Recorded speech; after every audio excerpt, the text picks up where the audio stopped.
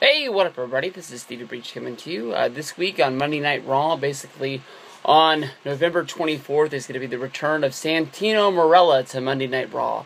This is just going to be him returning to basically be plugging his upcoming WWE films video, which is Jingle All the Way 2, which is going to be the reason why Larry the Cable Guy was touted out there, as why he was going to be making a guest appearance on Monday Night Raw.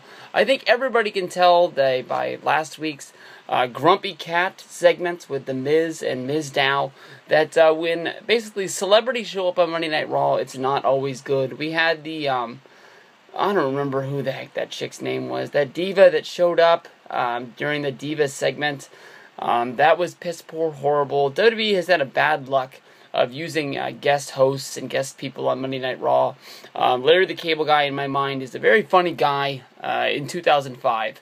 But there's a reason why you really haven't seen this guy in the limelight in the last few years, and this is why I think 2 years ago, when the rumor came out that WWE was going to be redoing Jingle All the Way and give it a sequel so many years later, this came out and it's just got this red writing on the back of it. But I'm going to say this movie probably came out in like 1995 or 1996. And for waiting 20 years to give it a sequel is kind of just ridiculous. And this is a movie that doesn't need to be touched. Arnold Schwarzenegger and Sinbad made such a great team in this, contrasting each other. You had Phil Hartman as the neighbor who was trying to make a move on Schwarzenegger's wife.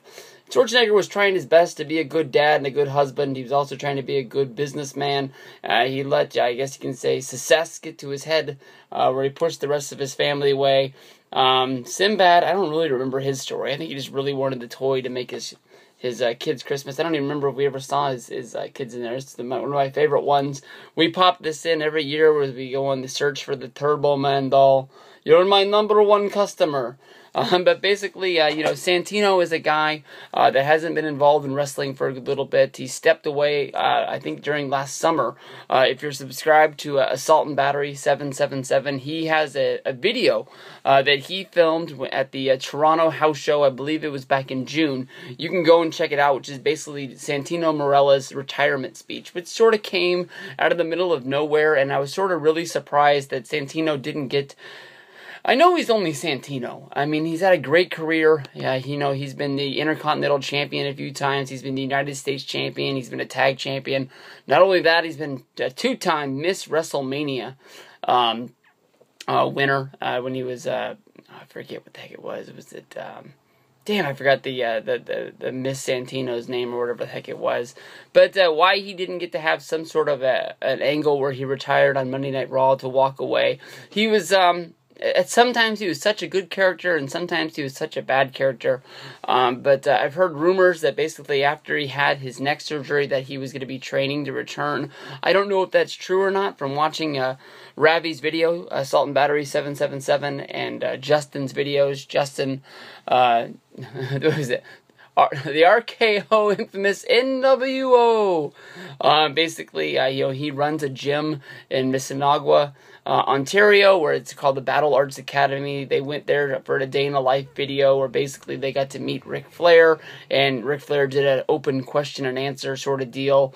They were just trying to bring some people in there to sort of look around. If you want to be a wrestler, if you want to be some sort of a MMA fighter or something like that, they have schools and lessons there that basically you can take. I think they've gone there for something else. I don't think they went there just to meet Santino, but I think Ravi's been there for some other sort of a wrestler signing sort of deal, and it's a pretty awesome looking place. Make sure you go watch those day in the life videos and check out what that place looks like. So that's Santino's retirement plan, and him and his team of guys can keep that going. He can really have one of those things to fall back on if the thing doesn't come through. So many things you can do with Santino, bringing him back.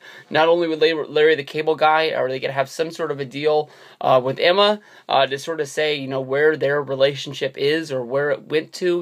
Once Emma got arrested for the Walmart deal. I'm not going to get into basically the facts that if she did or if she didn't do, if she was guilty or innocent, or it was a mistake. Whatever it is, happened, and it's gonna live with her for the rest of her life as being a WWE superstar. is basically the whole deal just got dropped. Emma was off TV for a long time. Santino retired, and Emma came back without even mentioning Santino at all. If they trade emails or letters or phone calls or anything, so maybe they can sort of tie up some loose ends on that, because as of right now, Emma is just Emma, and they sort of act like the whole deal never really happened.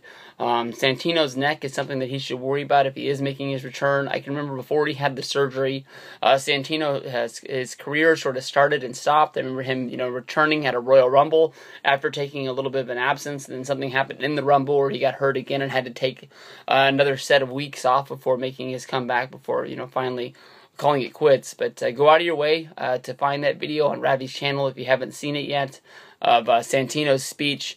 And the show was in Canada, and Santino is Canadian, even though he is played off as Italian. And he's when he comes out, they say he's from Italy.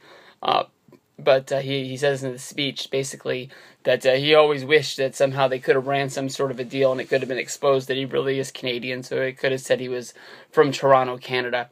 And, got that real big pop when they were there. I think everybody knew it every time Santino was in Canada. He got a good, well-rounded response. So I think people love this guy. He's been the Wrestling Observer 2-time winner of Gimmick of the, or Best Gimmick of the Year.